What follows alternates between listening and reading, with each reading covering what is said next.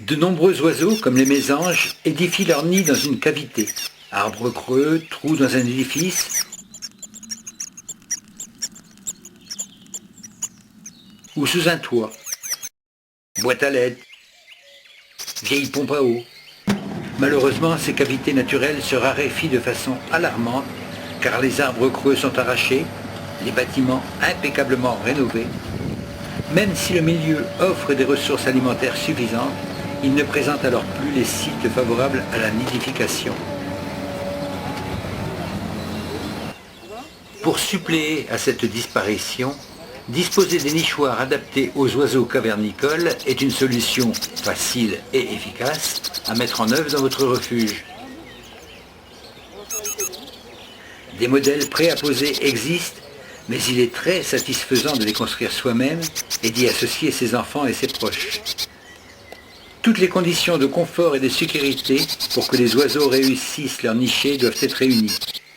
Le nichoir doit être suffisamment grand, avec une base de 15 sur 16 cm et une hauteur de 15 cm minimum entre le trou d'envol et le fond du nichoir.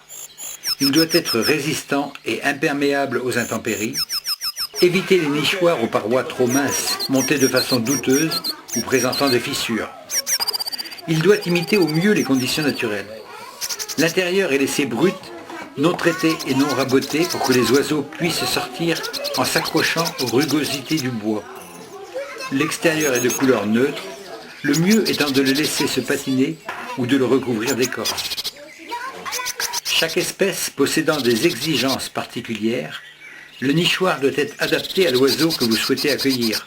Par exemple, trou d'envol pour une mésange bleue 28 mm, mésange charbonnière 30 mm, mais on peut réaliser un trou de 30 mm pour une mésange bleue et charbonnière, c'est plus simple. Le nichoir ne doit pas être placé en plein soleil ou à l'ombre complète. Le trou d'envol doit être à l'opposé des vents dominants et le nichoir légèrement penché vers l'avant pour protéger les oiseaux des intempéries.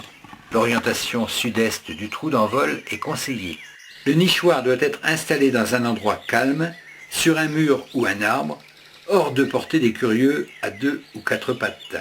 Si, après 2 ou 3 ans, le nichoir n'a jamais été occupé, vérifiez que vous avez bien respecté tous ces conseils et recherchez un autre emplacement.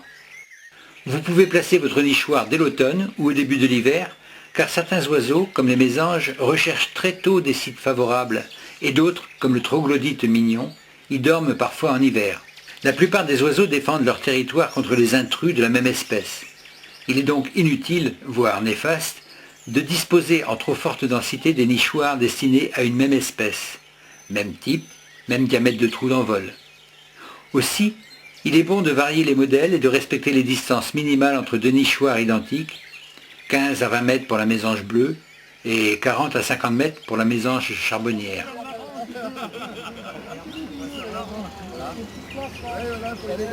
Tout a commencé par la passion de M. Jean-Pierre Morin pour la nature et les oiseaux.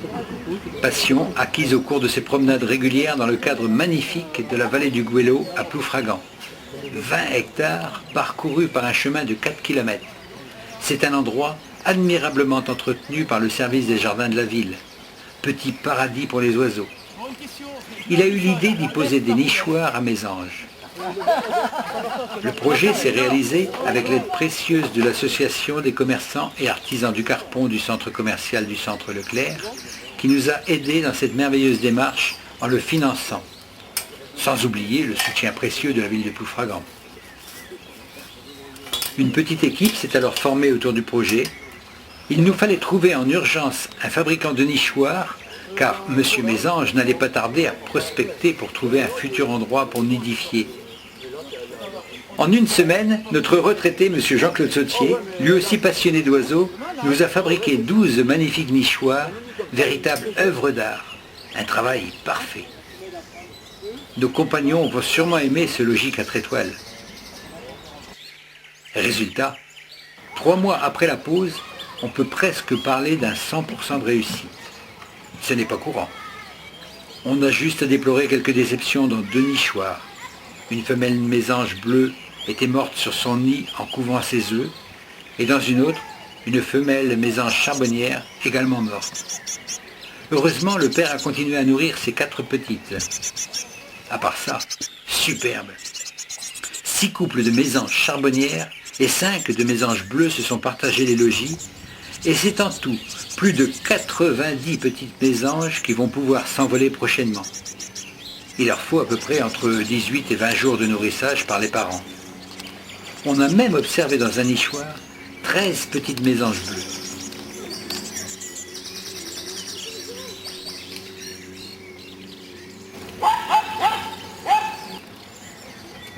L'équipe ne manque pas d'occupation. Elle doit enlever les nichoirs en été pour les arranger et les remettre avant la saison de nidification. Ensuite, fabrication et pose de 8 autres nichoirs. Cette fois, avec le concours des enfants de l'école Louis Guillou à Ploufragan. C'est très important de les faire participer. Après quelques explications, voici les travaux pratiques. La fabrication d'une maison pour nos petits protégés. Heureusement que les adultes sont là pour nous aider.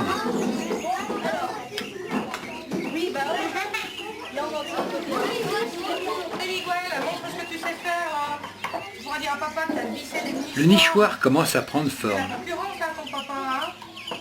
Vas-y doucement, vas-y. Allez, tourne tout doux. Voilà, impeccable. Qui est-ce qui lui tient le sac?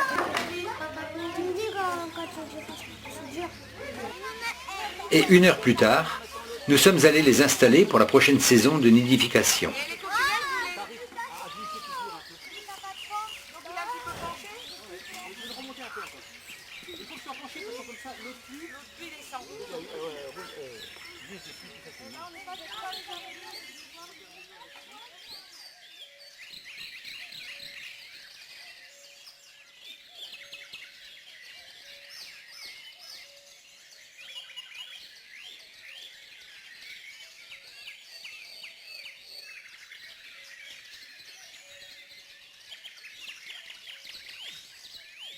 La protection est donc une nécessité pour que les prochaines générations puissent s'émerveiller encore devant la beauté des oiseaux.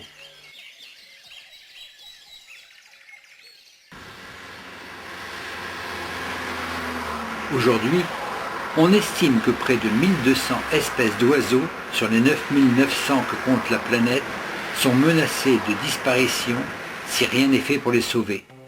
Cela représente tout de même 12% des espèces connues. En France même, plus d'une centaine d'espèces sont menacées.